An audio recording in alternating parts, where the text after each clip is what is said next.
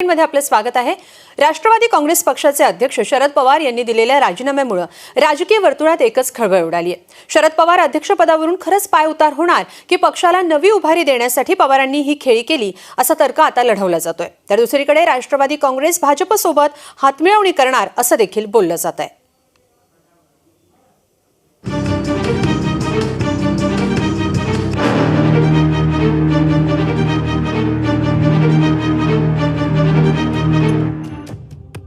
शरद पवार म्हणजे राजकारणातील एक कसलेले खेळाडू।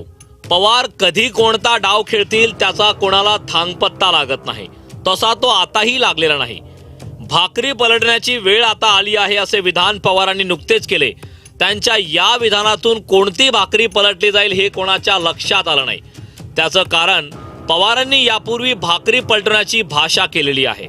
सत्ताधारी पक्ष जेव्हा अजित पवार यांना हाताशी धरून भाकरी पलटवण्याच्या तयारीत होता तेव्हा पवारांनी भाकरी फक्त जागेवरच फिरवली। अध्यक्ष या ठिकाणी कार्याध्यक्ष युवकांचे अध्यक्ष तुम्ही एकत्र बसा, कशी वर्गवारी करायची याचा विचार करा।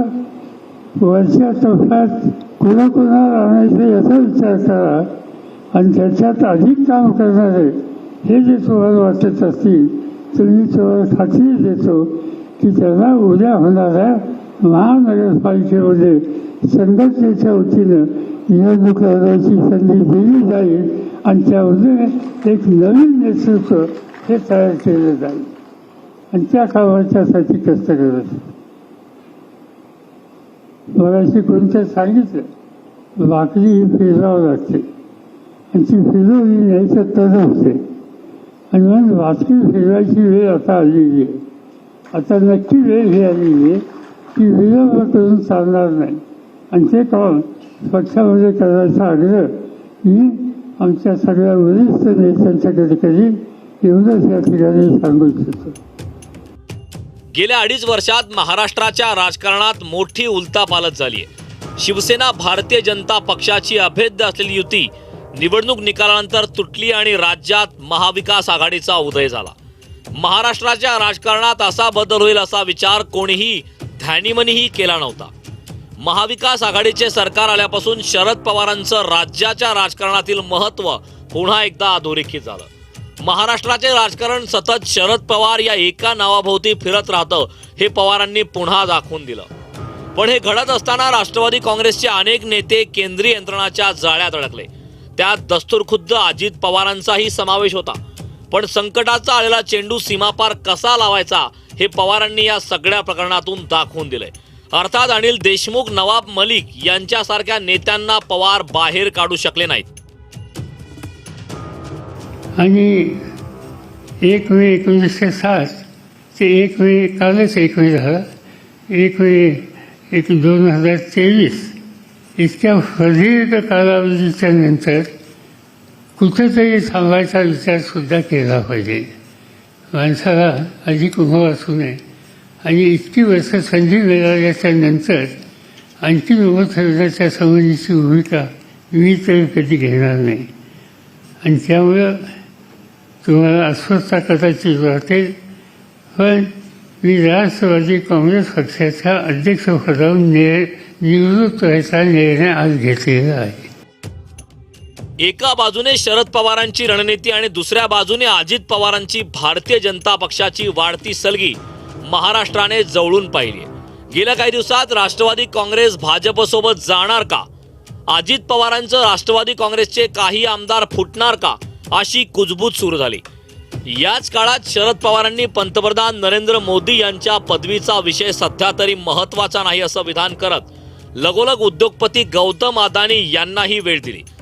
त्यानंतर भाकरी परतवण्याचा दाखला देत पवारांनी राजीनामा दिला। राजीनामा देताच अनेक नेत्यांना अश्रू अनावर झाले, कार्यकर्ते पेटून उठले।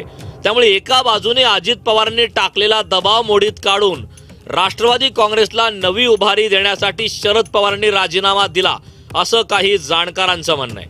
शरद पवार राजीनामा मागे घेणार नाही हे सांगताना अजित पवार यांना बरीच कसरत करावी लागली आहे। कसं आहे, राजकारणामध्ये त्यागाला फार मोल असतं। म्हणजे आज सत्तेत राहूनही आम्ही किती त्यागी आहोत असं ममता बॅनर्जी दाखवू शकतायत, नितीश कुमार दाखवत आहेत, नवीन पटनायक दाखवत आहेत. त्यामुळे एक असं नेतृत्व आपल्या देशासमोर येऊ घातलेलं आहे की सत्तेत असूनही ही माणसं साधी आहेत, निर्मोही आहेत. अंतर्गत काही करत असतील ते करत असतील, पण चित्र स्पष्ट होतं आहे ते असं होतं आहे.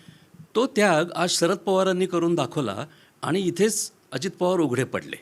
कारण अजित पवारांच्याकडे त्याग असा काहीच नाही आहे. सोन्याचा चमचा तोंडात घेऊन जन्मलं अशी जी इंग्रजी म्हण आहे ती म्हण त्यांच्या बाबतीत पुरती योग्य ठरते. पवारांची राजकीय ताकद आपण लक्षात घेतली पाहिजे. ते पक्षाच्या एखादं पद त्यांच्यासाठी फार दुय्यम आहे हो. त्याच्यामुळे पवार गेले, भुजबळ आले, पवार गेले ना अजित पवार आले किंवा जयंत पाटील आले, अमुक झाले तमुक झाले, त्यांनी काहीही फरक पडणार नाही. आज पवार या सगळ्या नाट्याच्या केंद्रस्थानी आहेत आणि पवार ठरवतील तेच होईल. त्यांनी स्पष्टपणाने मेसेज देऊन टाकला आहे, ज्यांना जायचं त्यांनी जा, पक्ष माझ्यासोबत आहे, पक्षाचे कार्यकर्ते माझ्यासोबत आहेत. त्याच्यामुळे पवारांच्या कुठल्याही निर्णयामुळे अन्य नेत्यांना फार काही लाभ होईल असं मला वाटत नाही. आगामी 2-3 दिवसात घडणाऱ्या घडामोडीतून पवारांनी पाऊल नेमकं कशासाठी उचललं हे लक्षात येईलच.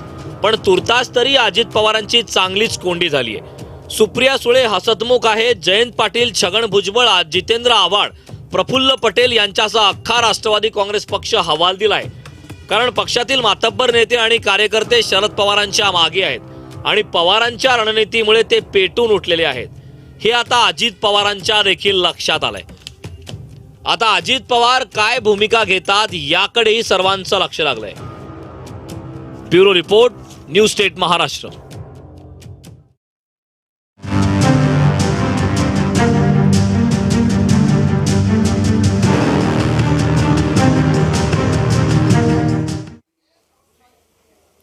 तर आपण पाहिलं राष्ट्रवादी काँग्रेसमध्ये आता शरद पवार यांनी राजीनामा देणार म्हटल्यानंतर एक वादळ आलेलं आहे, एक खळबळ उठली आहे.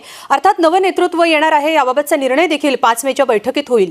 मात्र या सगळ्यावर आपण आज चर्चा करणार आहोत. या विशेष चर्चेमध्ये आता आपल्यासोबत सूरज चव्हाण जे राष्ट्रवादी काँग्रेसचे प्रवक्ते आहेत ते सोबत आहेत आणि सोबतच संजय तिवारी जे राजकीय विश्लेषक म्हणून आपल्या या चर्चेत सहभागी होत आहेत. तुमच्या दोघांचंही खूप खूप स्वागत आहे न्यूज स्टेटच्या या चर्चेमध्ये. मी सुरुवात करणार आहे सूरज चव्हाण यांच्यापासून. सूरजजी, राष्ट्रवादी काँग्रेसचे सर्वेसर्वा म्हणजे शरद पवार हे आजपर्यंतचं समीकरण होतं. आता मात्र पवार जर या पदावरून बाजूला जात असतील तर राष्ट्रवादी काँग्रेस या कुटुंबासाठी हा निर्णय कसा पाहता? किती मोठी नवनेतृत्वासाठी उत्सुक आहात की पवारच हवेत म्हणून आजही तुमचा आग्रह कायम असेल?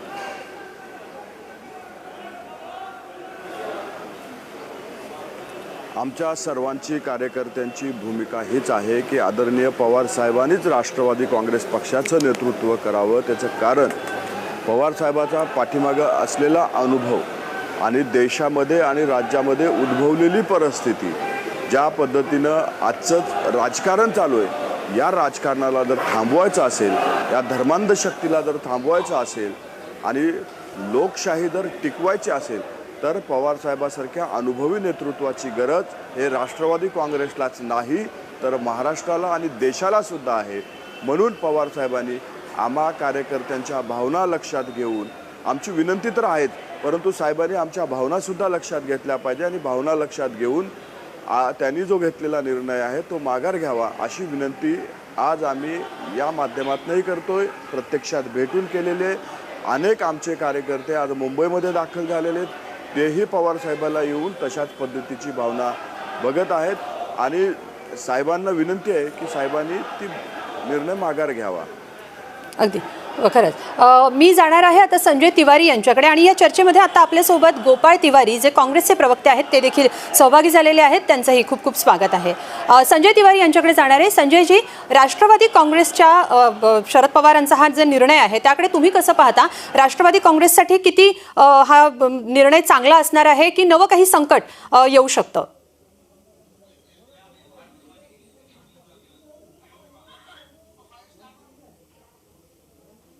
संजयजी, माझा आवाज येतोय? संजय यांच्याशी आपला संपर्क तुटलेला आहे, पण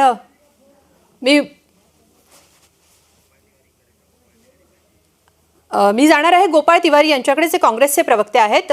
गोपाळजी, शरद पवारांच्या या निर्णयामुळे महाविकास आघाडीला नेमका किती तोटा होऊ शकतो, किती नवं नेतृत्व येणार म्हणून फायदा होऊ शकतो, तुम्ही कसं पाहता या निर्णयाकडे?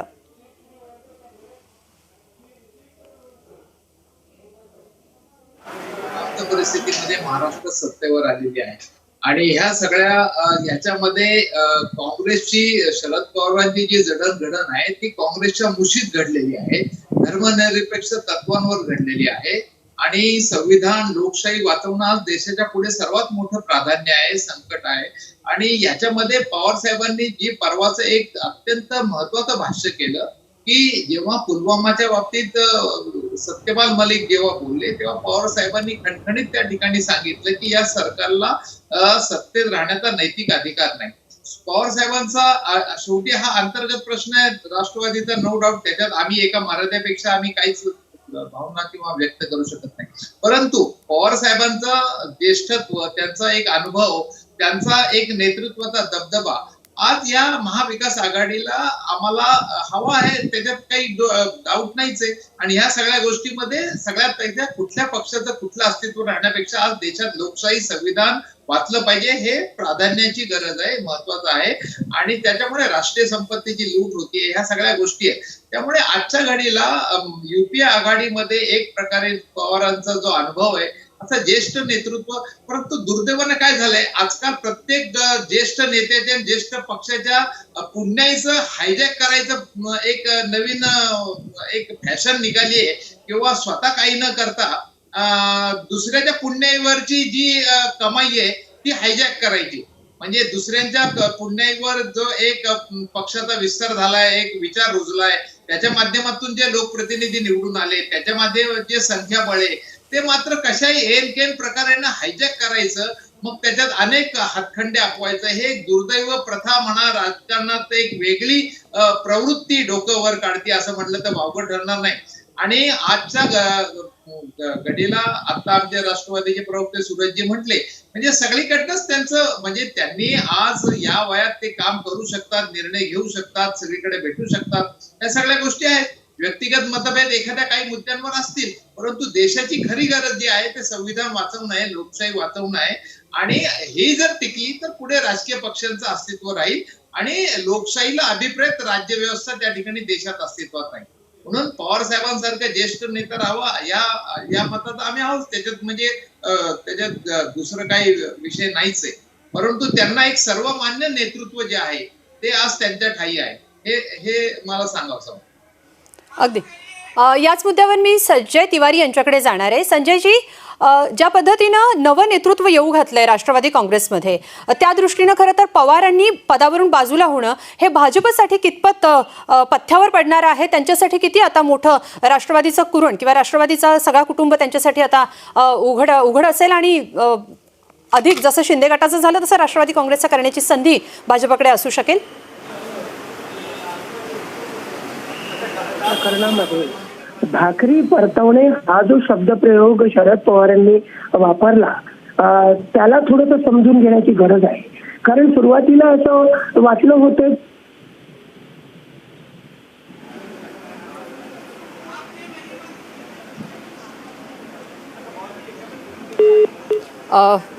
गोपाळजी बोला, तुम्ही बोला, कारण त्यांचं तांत्रिक अडचण काहीतरी आली आहे, तुम्ही बोला. मला आमचे मित्र संजय तिवारींना मी सांगू इच्छितो, भाकरी परतवणं याचा सोयीस्कर अर्थ यांच्या बाबतीत का लावता? देशाचं नेतृत्व बदलणं ही पण काळाची गरज आहे ना. भाकरी परतवणं, नरेंद्र मोदींना बदला, हे पण भारतीय भाकरी परतवण्याचा अर्थ होऊ शकतो. हाच काय अर्थ होत आहे? म्हणजे जर तवा जाळला पाहिजे, भाकरी परतवणं हा नरेंद्र मोदींचं नेतृत्व आता बदललं पाहिजे, देशाला वाचवलं पाहिजे, संविधान वाचवलं पाहिजे, हा असा पण अर्थ होऊ शकतो ना त्याच्यामध्ये. तो अर्थ का नाही काढत ते?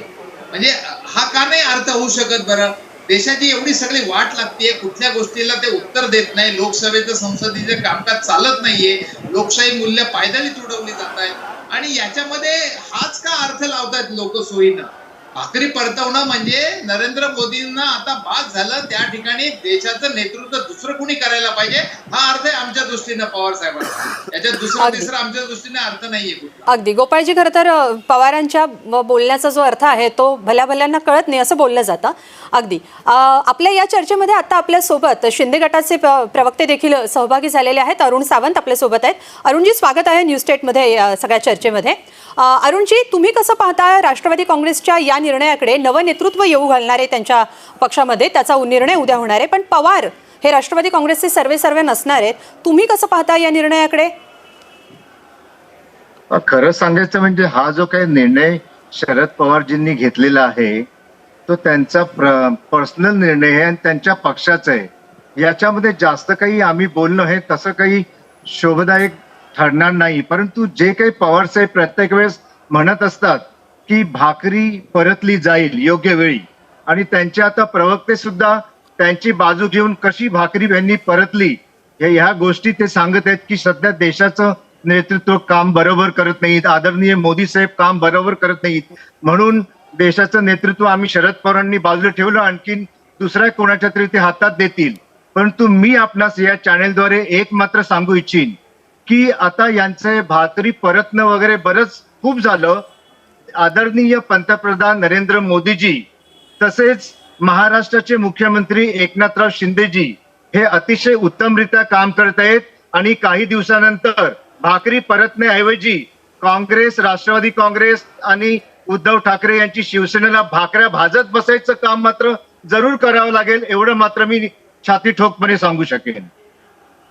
सूरजजी, गोपाळजी मी तुमच्याकडे येते. सूरजजी, तुम्ही काय सांगाल? भाकरी भाजत बसण्याची वेळ येईल मग यावर?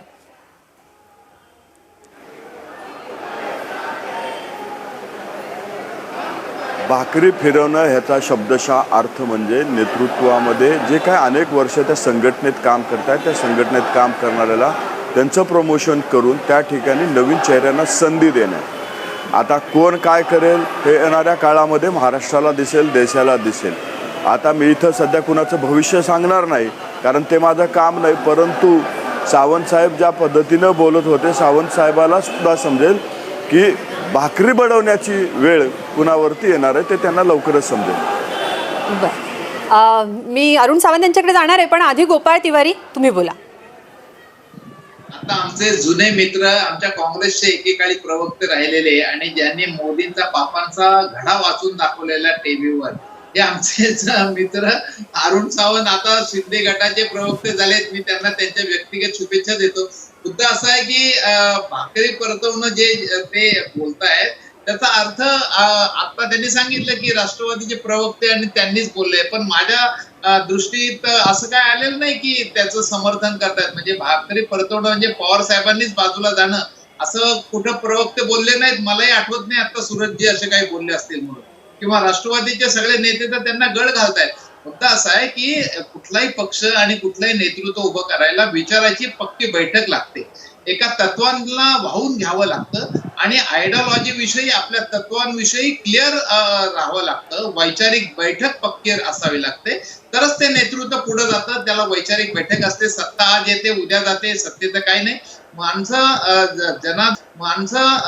जनाधार मिळतो ते तुमच्या विचाराला. तुम्ही कुठल्या विचारांची कास धरून पुढे चाललात, कुठलं तुम्ही धर्मनिरपेक्षता आहात का जातीवादी आहात, याच्यात तर तुम्हाला क्लिअर करायला पाहिजे. द्विधा मनस्थिती नसावी.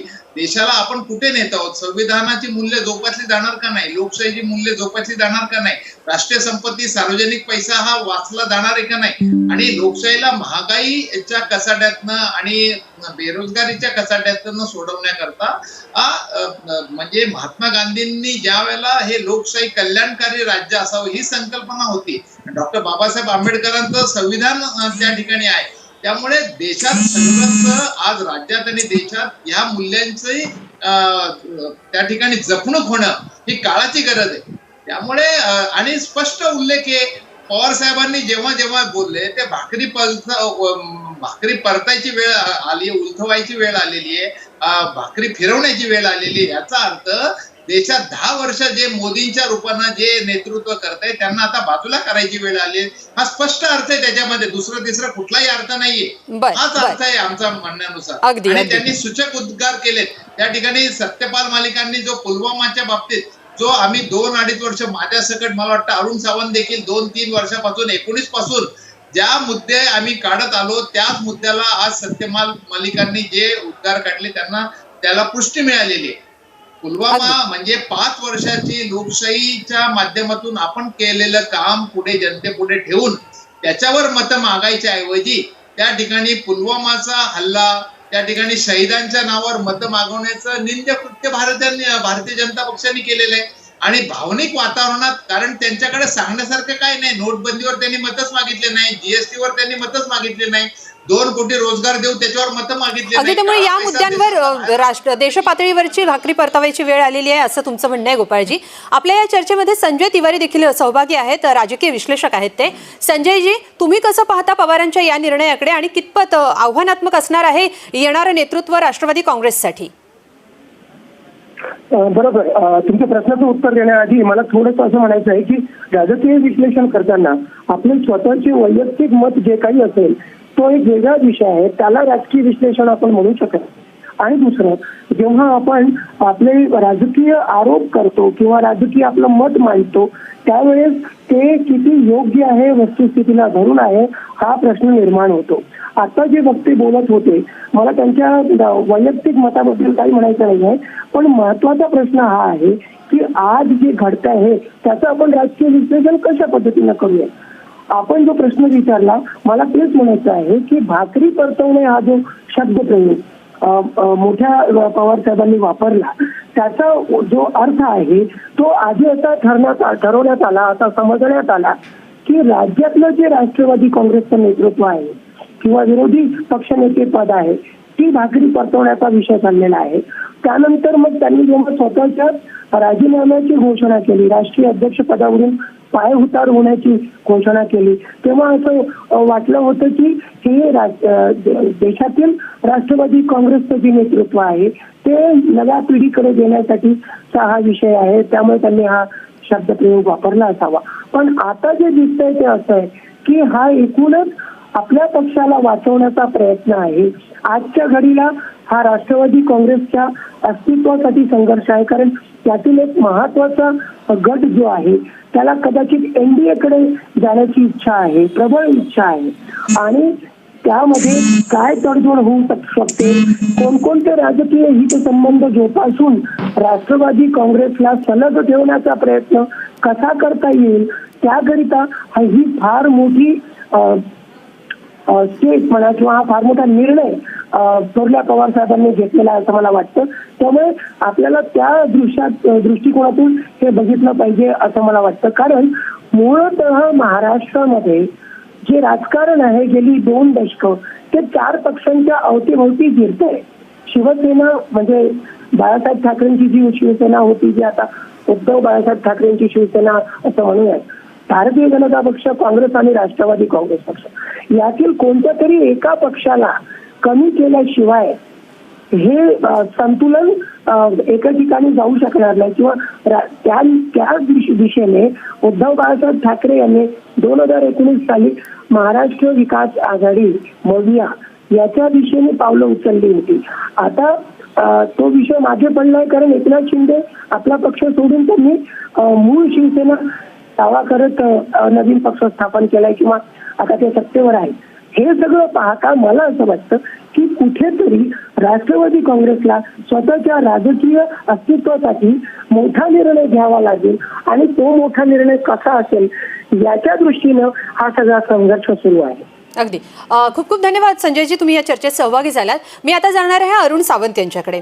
अरुणजी, खरं तर या चर्चा सुरू आहेत की राष्ट्रवादी काँग्रेसचं अध्यक्षपद पवार यांनी सोडल्यानंतर राष्ट्रवादी काँग्रेसची देवेंद्र फडणवीस यांच्याशी जवळीक वाढू शकते आणि मग सत्ता स्थापन किंवा कोणत्याही प्रकारे ते जवळ जाऊ शकतात भाजपच्या. शिंदे गटासाठी आता ही खडतर वाटचाल असू शकते असं वाटतं? नाही, असं काही सध्या तरी आम्हाला वाटत नाहीये. आपण जर पाहाल गेल्या 2 दिवसांच्या ज्या घडामोडी चालल्यात त्याच्यातून एक गोष्ट मात्र स्पष्ट जाणवते की राष्ट्रवादी काँग्रेसची 2 शक्ल होती.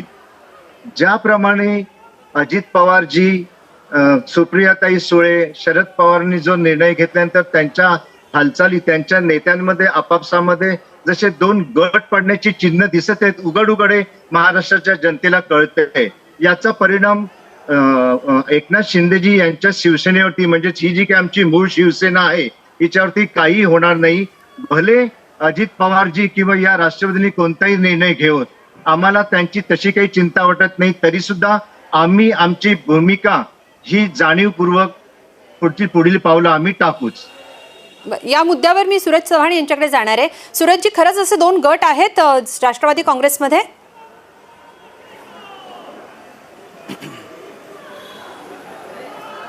राष्ट्रवादी काँग्रेसमध्ये 2 गट हे विरोधकांसाठी आहेत. राष्ट्रवादी काँग्रेस पक्षामध्ये असा कुठलाही गट नाही. तो एकच गट आहे, तो म्हणजे पवार साहेबांचा गट. राष्ट्रवादी काँग्रेस पार्टी पवार साहेबांच्या नेतृत्वात काम करत आलेले. राष्ट्रवादी काँग्रेसचे सर्व नेते पवार साहेबांच्याच नेतृत्वात काम करत होते आणि करतील सुद्धा. परंतु विरोधकांना आमच्या 2 गटावरती खुश व्हायचं असेल तर त्यांना शुभेच्छा.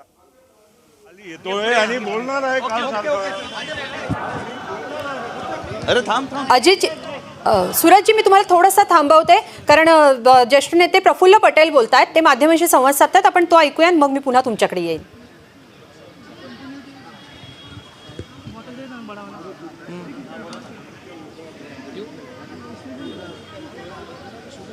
आगे जा.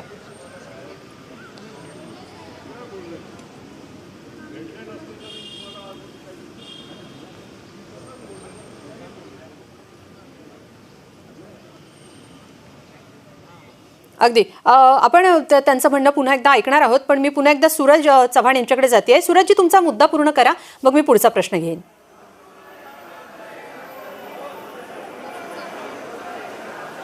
राष्ट्रवादीमध्ये कुठलाही गट नाही. राष्ट्रवादी काँग्रेस पार्टी ही पवार साहेबांच्या नेतृत्वावर विचारावर चालणारी पार्टी आहे. या पार्टीमध्ये अशा पद्धतीचं काही नाही.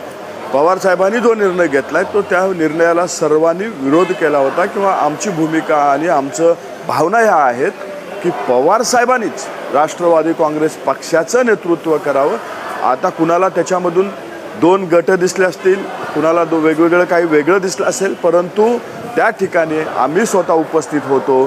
त्या ठिकाणी सर्वांच्या भावना ह्याच होत्या की पवार साहेबांनीच राष्ट्रवादी काँग्रेस पक्षाचं नेतृत्व करावं आणि त्यासाठी सर्वांचं मनधरणीचं चालू होतं. सूरजजी, पण सर पवार आपल्या निर्णयावर ठाम आहेत, तर नवं नेतृत्व तर येणं आपसुकच आहे. मग यामध्ये केवळ अजित पवार, सुप्रिया सुळे हीच नावं का चर्चेत आहेत? कारण यावरून भाजपकडून किंवा शिंदे गटाकडूनही घराणेशाहीचा आरोप होतोय. हीच 2 नावं का चर्चेत येत आहेत?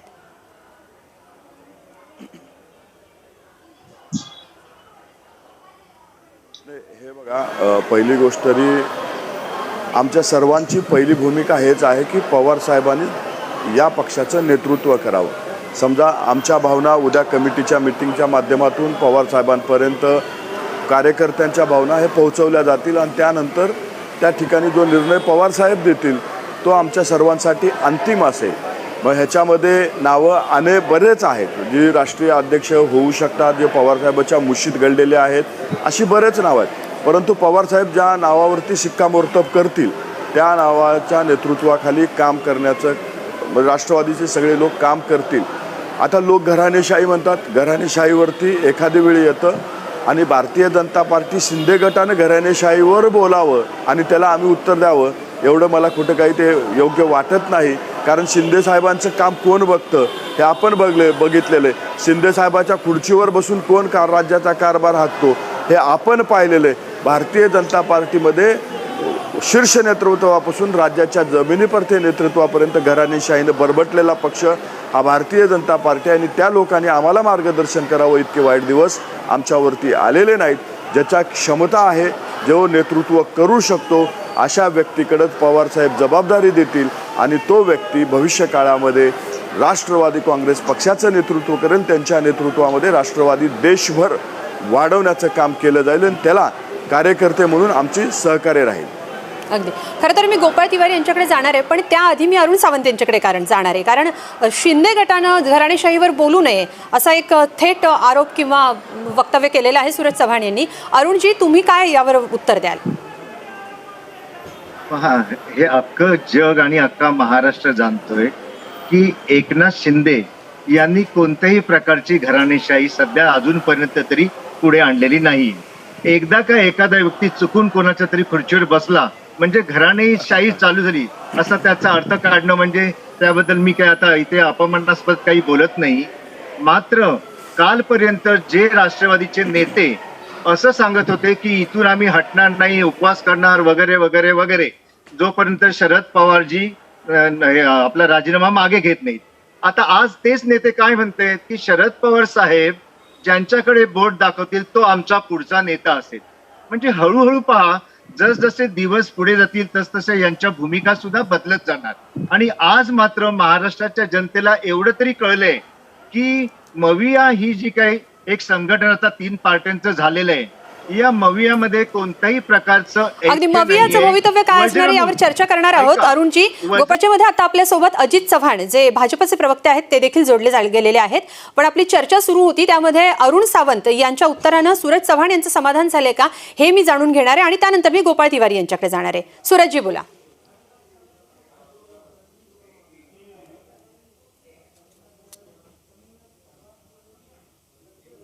सावंत साहेबाच्या एका गोष्टीसाठी धन्यवाद व्यक्त करतो. त्यांनी चुकून का होईना ते त्या खुर्चीवर बसले होते हे मान्य केलं.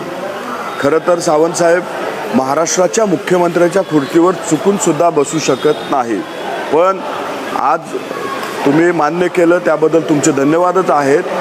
आज महाराष्ट्रामध्ये एक चित्र निर्माण झालेलं आहे आणि वस्तुस्थिती तेच आहे की महाराष्ट्राच्या मुख्यमंत्र्याच्या नंतर एक प्रतिमुख्यमंत्री म्हणून जे बंगल्यावरती बसून सगळ्या फायली क्लिअर केल्या जातात आणि ते कोण पाहतं हे महाराष्ट्रातल्या सर्व जनतेला माहीत आहे. श्रीकांत शिंदे साहेबाचं किती इंटरफेअर हे तुमच्या शासकीय कामामध्ये असतो हे आपण पाहत आलेलो. त्याच्यामुळं तुम्ही घराणेशाहीवरती बोलावं आणि आम्ही ऐकावं इतकं सहन कुणी करणार नाही. आणि दुसरी गोष्ट, राष्ट्रवादी काँग्रेस पार्टी हा पवार साहेबांच्याच नेतृत्वात काम करणार आहे. तिथं नवीन नेतृत्व आलं आणि आम्ही मान्य केलं.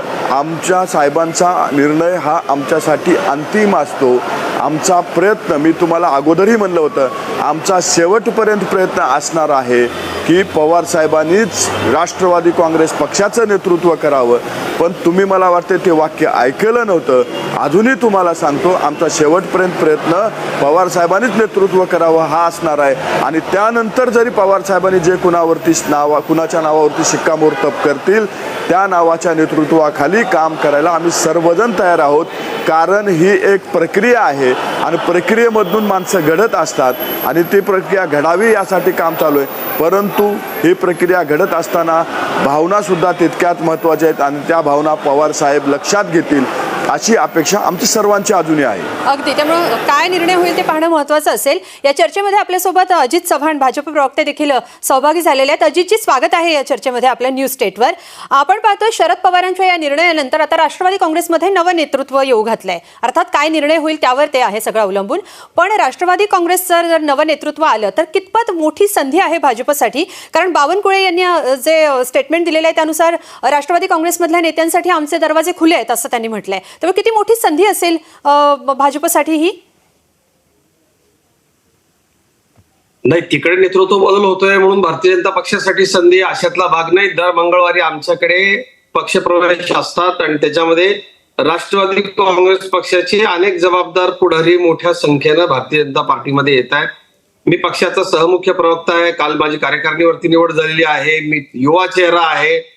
त्याच्यामुळं आमच्यावर सुद्धा पार्टीने अशी जबाबदारी दिलेली असते की तरुणांचं स्वागत आपण पार्टीमध्ये करूया.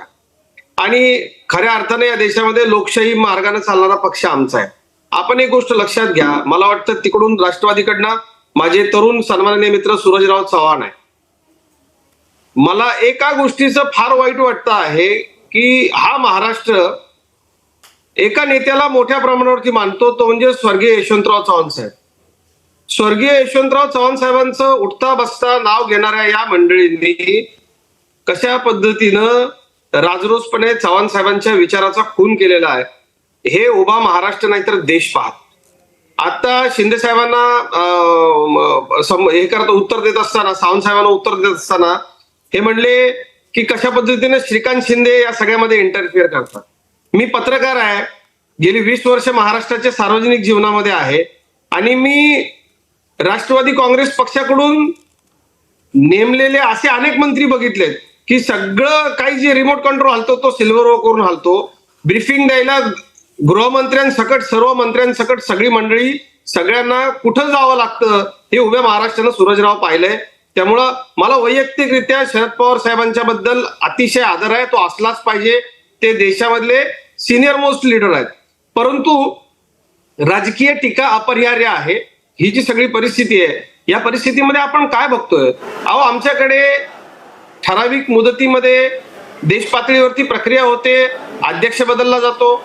आमच्याकडे काल कार्यकारिणी जाहीर झाली, त्याच्यानंतर आता जिल्ह्याची कार्यकारिणी जाहीर होईल. प्रत्येक पक्षामध्ये लोकशाही पद्धतीने हे सगळं सुरू असतं. परंतु महाराष्ट्रामधल्या निवडून येण्याची क्षमता असलेल्या सरंजामदारांची एक मोळी शरद पवार साहेबांनी बांधली, तिचं नाव राष्ट्रवादी काँग्रेस ठेवलं. आणि तिथं निश्चितपणे बघा, आपण एक लक्षात घ्या की या राज्यामध्ये काही पक्ष आहेत, ते पक्ष नाहीत, त्या प्रायव्हेट लिमिटेड कंपन्या आहेत आणि ते जे मालक आहेत हे काही लोकांचे पक्ष नाही, हे आपण मान्य केलं पाहिजे. आणि मला दुर्दैवाने एक गोष्ट सांगावीशी वाटते की स्वातंत्र्याच्या चळवळीमध्ये आणि महाराष्ट्र घडवणाऱ्या मोठ्या नेत्यांमध्ये जे एक नाव होतं ते म्हणजे यशवंतराव चव्हाण साहेब. चव्हाण साहेबांसारख्या लोकांनी महाराष्ट्र घडवला आणि त्यांनी काय सांगितलं की कुणाच्याही मानसिक गुलामगिरीमध्ये जाऊ नका, कारण देशाला ब्रिटिशांच्या गुलामगिरीतून झगडण्याकरता या लोकांनी आपलं आयुष्य दिलं. परंतु भावी पिढ्या कशा आपल्या मानसिक गुलामगिरीमध्ये असतील हे राष्ट्रवादी काँग्रेसमध्ये असेल, शिवसेनेमध्ये असेल, काम करणाऱ्या लोकांच्या बाबतीमध्ये आपल्याला पाहायला मिळतं. आम्ही लोकशाही मार्गाने चालणाऱ्या पार्टीत काम करतो. मला याचा आनंद आहे. मी एका सर्वसामान्य शेतकऱ्याच्या घरात जन्माला आलेला मुलगा, मी पत्रकारितेत करिअर केलं. माझ्या पार्टीनं लोकशाही पद्धतीनं मला जे स्थान दिलं त्याच्याबद्दल मला खरोखर खूप अभिमान आहे. सूरजलाल चव्हाण अतिशय तरुण आहेत, माझे मित्र आहेत. थेट असा आहे की जर शरद पवार हे एक पुरोगामी नेतृत्व म्हणून महाराष्ट्रात ओळखलं जातं, आज जर शरद पवार राष्ट्रवादी काँग्रेस पक्षावरचा होल्ड पक्षाध्यक्ष पद सोडतायत, तर राष्ट्रवादी काँग्रेसचं जे नवं नेतृत्व असेल ते समजा जर अजित पवार असेल, ज्यांची भाजप सोबत आणि खास करून देवेंद्र फडणवीस यांच्यासोबत जरा जास्त जवळीक आहे, तर येणाऱ्या काळात या नेतृत्वाला कसा फायदा होऊ शकतो भाजपला राष्ट्रवादी काँग्रेसच्या नव्या नेतृत्वाचा, असा माझा प्रश्न आहे. त्याबद्दल काय सांगा? दुसऱ्या पक्षात नेतृत्व बदल होईल याचा भारतीय जनता पार्टीला फायदा होईल असा विचार भारतीय जनता पार्टी करत नाही. मी आपल्याला सांगितलं, आम्ही 24 तास लोकांच्यासाठी काम करणारे लोक आहोत. मुद्दा इथं असा आहे की एखाद्या पक्षाचा अध्यक्ष बदलला जातो. लोकशाही प्रक्रियेमध्ये हे अपेक्षित आहे की नुसतं निवडणूक आयोगाला दाखवण्यासाठी पार्टीच्या अंतर्गत निवडणुका होणं आणि ते कागद तिथं सबमिट करणं असं नसतं. एखाद्या परिवाराच्या मालकीचा पक्ष आणि लोकांचा पक्ष याच्यामध्ये फार मोठा फरक आहे. मी महाराष्ट्राच्या समोर जबाबदारीने सांगतोय आणि त्या लोकांनाही कळत असेल. राष्ट्रवादी काँग्रेस पक्ष, शिवसेना हे पर्सनल मालकीचे पक्ष आहे.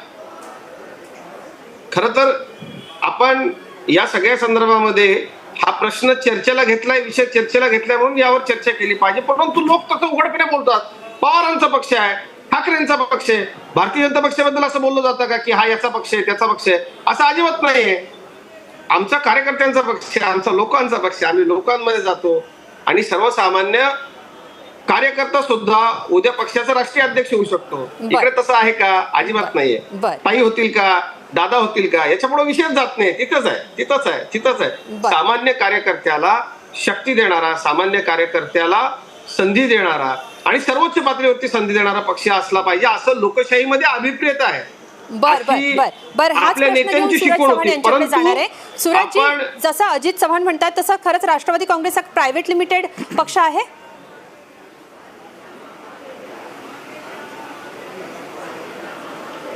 मी पहिलं माझे मित्र अजितजींना उत्तर देऊ इच्छितो की अजितजी, दोन गोष्टीमध्ये एक वेगवेगळा फरक असतो. मार्गदर्शन घेणं आणि सत्ता राबवणं ह्या गोष्टीमध्ये खूप फरक आहे. आपण ज्या गोष्टीबद्दल बोलत होतात, पवार साहेब हे सिल्वर वर्कवरनं सगळ्या फायली हालतात, सिल्वर वर्कवर ते सगळे रिपोर्ट करतात. मग आत्ताच्या सरकारमधले अनेक मंत्री ज्यावेळेस राज्यावरती संकट येतं त्यावेळेस पवार साहेबाचं मार्गदर्शन घेतात. भारतीय जनता पार्टीमधले अनेक नेत्यांनी 2014 ते 19 मध्ये राज्यामध्ये असेल, देशामध्ये असेल, अनेक वेळा काही वेगळी परिस्थिती उद्भवली तर त्यावेळेस पवार साहेबांचं मार्गदर्शन घेतले.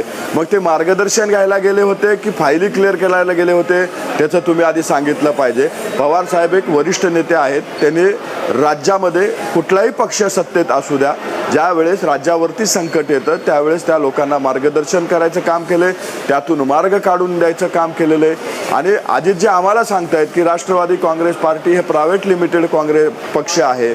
अजितजी, आज भारतामधल्या कुठल्याही माणसाला जरी विचारलं भारतीय जनता पार्टी कुणाच्या ताब्यात आहे तर ते सांगतात मोदी शहांच्या ताब्यात आहे. तुमच्या पक्षात किती लोकशाही आहे त्याचं उदाहरण मी तुम्हाला एक सांगतो.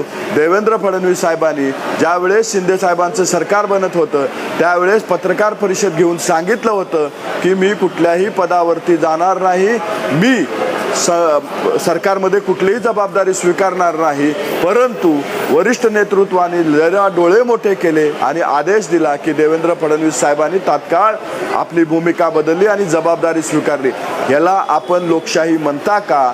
हे कुठल्या दबावाखाली त्यांनी निर्णय घेतला होता किंवा कुठल्या दबावाखाली त्यांनी जबाबदारी स्वीकारली होती हेही लोकांना सांगा. पण आजचा विषय कुठला पक्ष प्रायव्हेट लिमिटेड आहे, कुठला पक्ष घराण्यामध्ये आहे हा विषय नसून पवारसाहेबांनी जी भूमिका घेतली त्याबद्दल आपल्याला बोलायचं आहे. परंतु तुम्हाला या गोष्टीचं सुद्धा राजकारण करायचं आहे आणि त्यासाठी आम्ही सुद्धा तयार आहोत. आमच्याकडे तर जसं तुमच्याकडे गाडीभर पुरावे होते, आमच्याकडे गाडीभर उदाहरणं आहेत की भारतीय जनता पार्टी कशा पद्धतीनं लोकशाही संपवण्याचं काम करते आहे. त्यासाठी अजितजी आपण जे बोलताय थोडंसं आपण पत्रकार आहात, आपण पत्रकारितेमध्ये अनेक वर्ष काम केले, आता भारतीय जनता पार्टीसारख्या पक्षात आपण काम करता, एक जबाबदार प्रवक्ते म्हणून आहात. तर आमची विनंती आहे की बोलत असताना थोडा मागचा पुढचा अभ्यासचं लक्ष देऊन आपण बोलावं एवढीच आपल्याकडनं अपेक्षा आहे. अजितजी, मी तुमच्याकडे येते, पण तुम्ही काँग्रेसवरही आरोप केलाय. गोपाळ तिवारी यांच्याकडून उत्तर घेऊन मग तुम्ही या दोघांनाही जे काही प्रत्युत्तर असेल ते द्या. गोपाळजी, काँग्रेसमध्ये देखील असंच एकाधिकारशाही चालते किंवा प्रायव्हेट लिमिटेड पक्ष म्हणून त्याच्याकडे पाहिलं जातं गांधी घराण्याच्या उदाहरणावरून?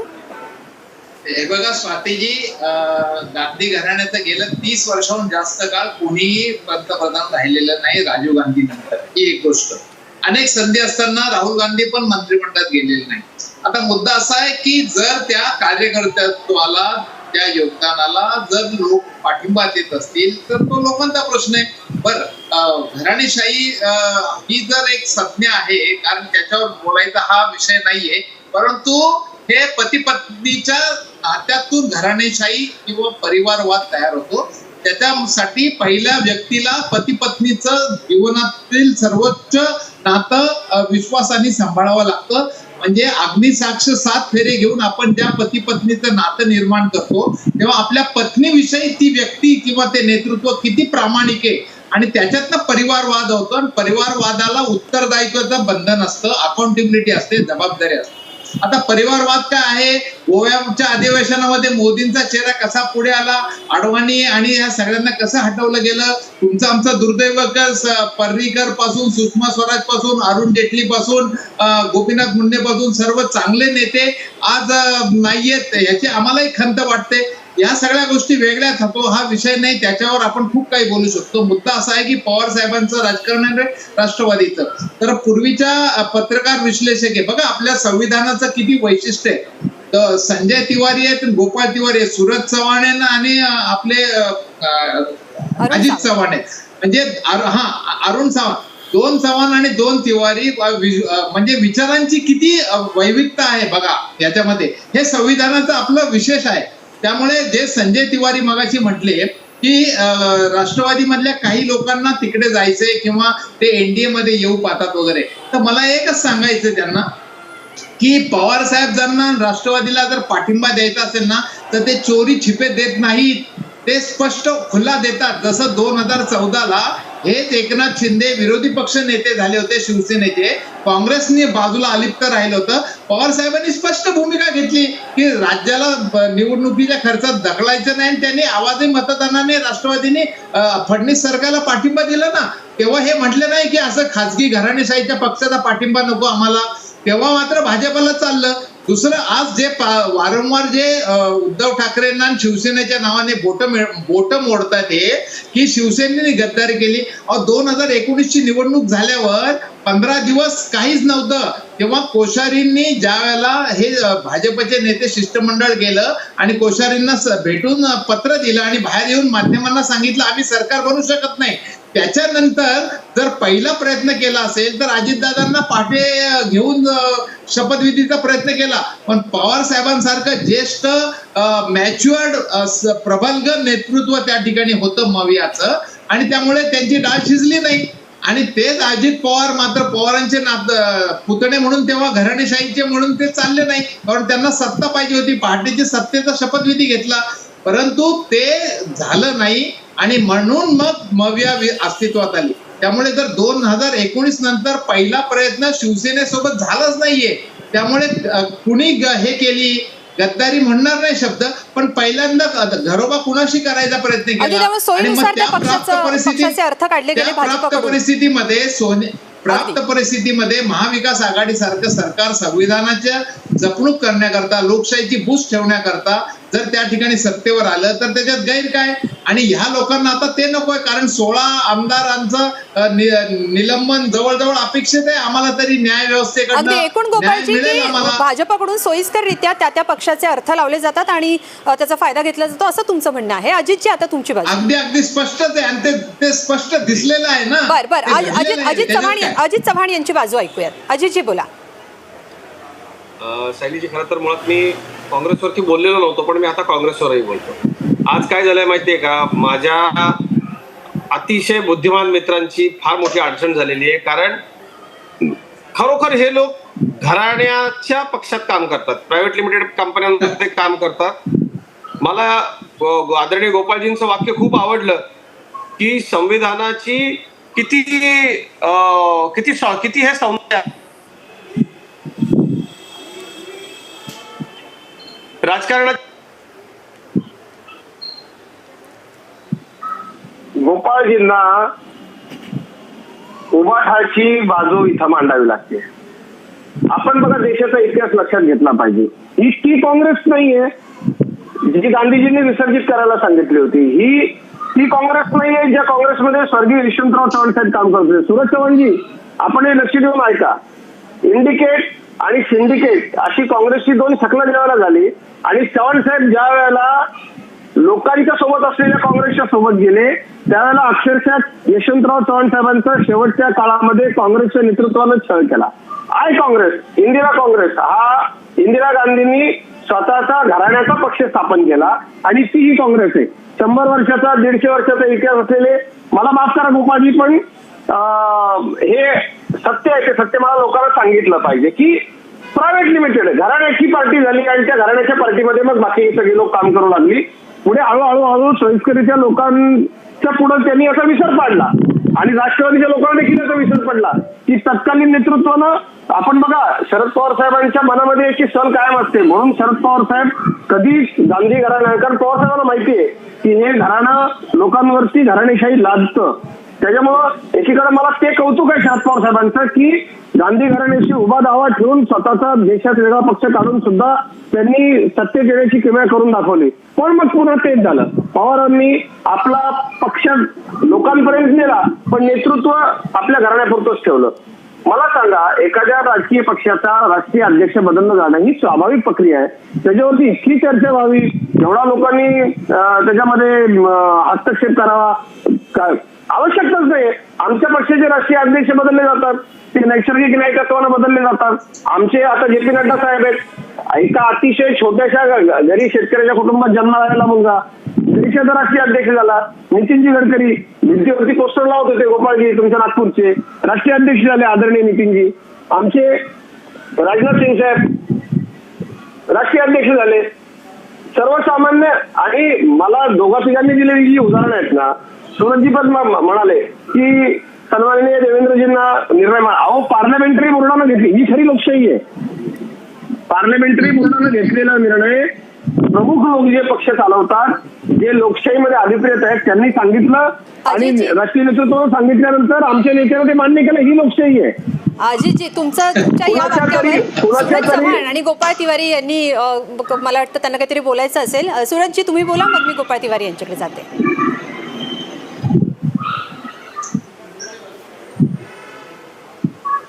खरं तर आमचे मित्र आधी जे असतील, आजच्या विषयापासून आपण विषयांतर करतोय. आपण भारतीय जनता पार्टीचा किंवा काँग्रेसचा इतिहास इथं ऐकण्यासाठी किंवा नाही, पण एका वेगळ्या विषयावर चर्चा करायला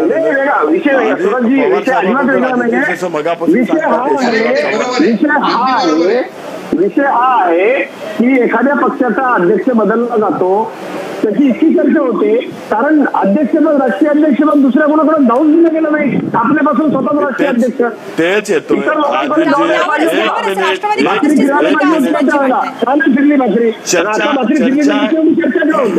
अजितजी, आपण सूरज चव्हाण यांचं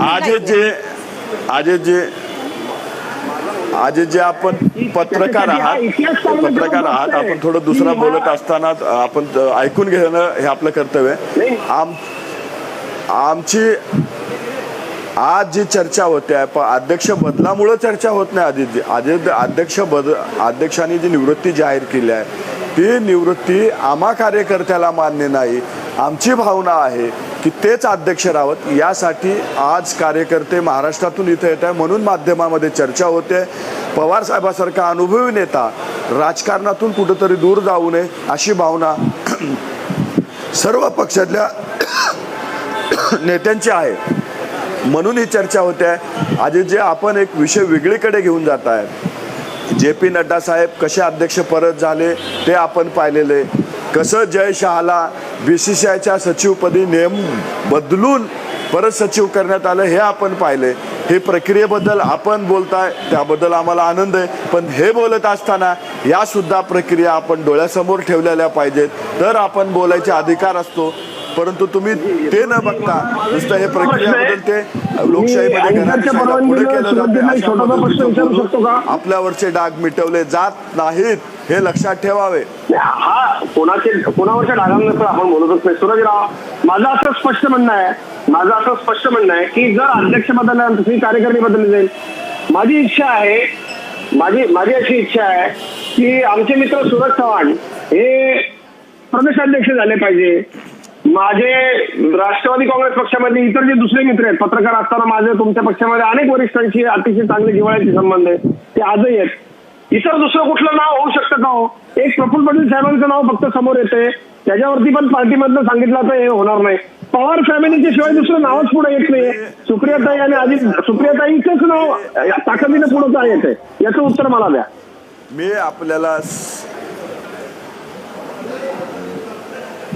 मी आपल्याला सांगतो मी सुद्धा एक जबाबदार पदाधिकारी आहे. माझे वडील सुद्धा शेतीच करतात आज सुद्धा शेती करतात. पण मला त्याचं मार्केटिंग करायचं नाही आहे कारण माझा शेती व्यवसाय आहे आणि मला त्याचा अभिमान आहे. आणि मी राष्ट्रवादीमध्ये एवढ्या मोठ्या पदावर माझी कुठलीही राजकीय पार्श्वभूमी नसताना सुद्धा आहे. हे माझ्या कर्तृत्वावर आहे. राष्ट्रवादी काँग्रेस पक्ष हा कर्तृत्वाला न्याय देणारा पक्ष आहे आणि माझ्यासारखे असंख्य कार्यकर्ते आज या राष्ट्रवादी काँग्रेस पक्षामध्ये आहेत. नरवरी जिरवळ सारखे लोक आहेत, निलेश लंके सारखे लोक आहेत, राजू नवघरे सारखे लोक आमदार आहेत आमच्या पक्षामध्ये. तुम्ही पहिलीच बाजू बघताय. तुम्हाला 2-3 नावामध्येच राजकारण करायचं असतं. आमच्या पक्षामध्ये अनेक असे लोक आहेत जे सर्वसामान्य कुटुंबातून येऊन राष्ट्रवादी काँग्रेस पक्षाचं नेतृत्व करतात आणि त्यांनी आपला ठसा या राज्यामध्ये उमटवलेला आहे. बर मी गोपाळ तिवारी यांच्याकडे जाणार आहे. सूरजजी, तुमचा मुद्दा कळालेला आहे. पण या चर्चेमध्ये आपण एक ब्रेक घेणार आहोत. या चर्चेमध्ये सहभागी झाल्यात सूरज चव्हाण यांचे खूप खूप आभार आणि अरुण सावंत तुमचे खूप खूप आभार. अजित चव्हाण आणि गोपाळ तिवारी आपल्या सोबत असणार आहेत पुढच्याही चर्चेमध्ये.